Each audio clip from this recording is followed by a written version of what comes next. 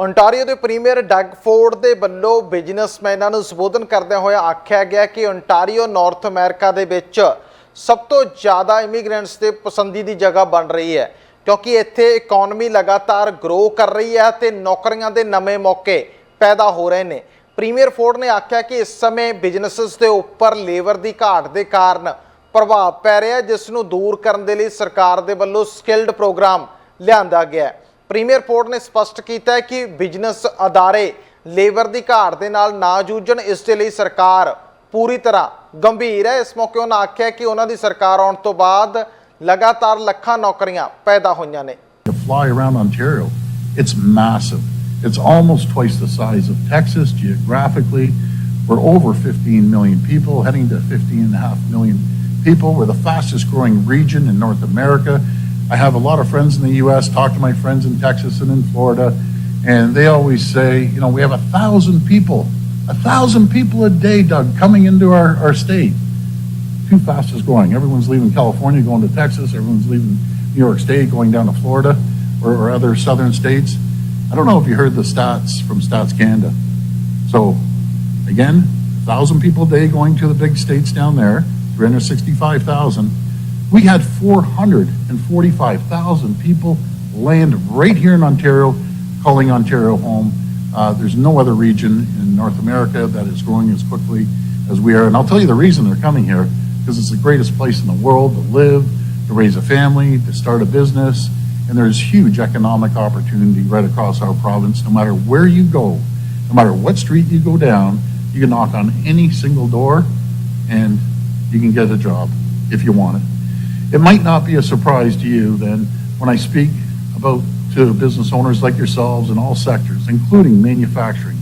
They say finding and retaining talent, as I was just talking about, is one of their top concerns. The numbers speak for themselves. Right across the province, we're facing a historic labor shortage with 380,000 jobs going unfilled each and every day. Put that into perspective one more time. 300,000 jobs were lost when I took office. Over 650,000 new jobs created by a lot of you right in this room. And there's 380,000 more jobs being unfilled, which we are going to continue working with the federal government. Each of these unfilled jobs is a loss to productivity for business owners and lost economic opportunities for workers. So we're investing over $1.5 billion in skilled trades training to ensure you have the workers you need to grow and expand.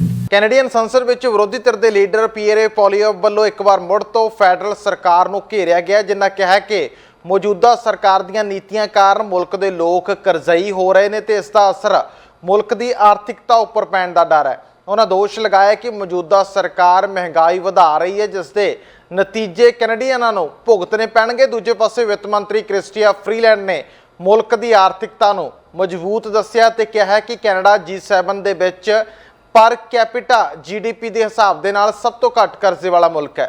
The Prime Minister has doubled housing costs by $500 billion of inflationary deficits and by giving billions of dollars to local gatekeepers who block housing construction with the second slowest housing permits of any country in the entire OECD. Now the deficits the Prime Minister is running risk increasing interest rates further and causing people to lose their homes to higher mortgage prices. Will the government introduce a balanced budget to bring down inflation and interest rates so that Canadians don't lose their homes? Mr. Speaker, when it comes to the OECD, what the Leader of the Opposition should know and should be sharing with Canadians is that last week the OECD forecast that Canada would have the strongest economic growth in the G7 over 23 and 24.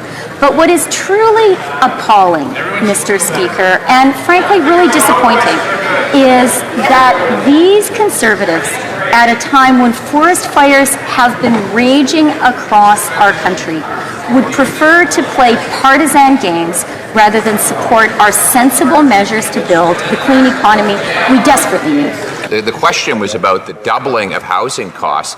The Prime Minister has brought in $500 billion of inflationary spending, which doubled rent costs, mortgage payments, and needed down payments for the average house.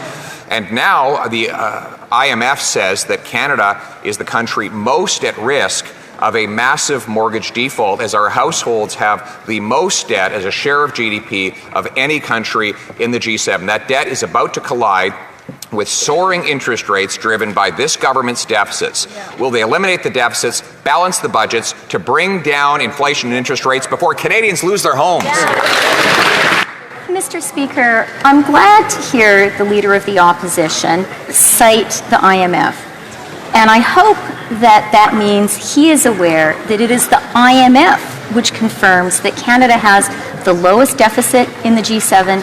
ਸਾਡਾ ਹਰ ਇੱਕ programme ਵੇਖਣ ਤੇ ਸਾਡੇ ਨਾਲ ਜੁੜਨ ਲਈ subscribe ਕਰੋ channel Punjabi ਤੇ ਨੋਟੀਫਿਕੇਸ਼ਨ ਲਈ ਬੈਲ ਆਈਕਨ ਵਾਲੇ ਬਟਨ ਤੇ ਕਲਿੱਕ ਕਰੋ।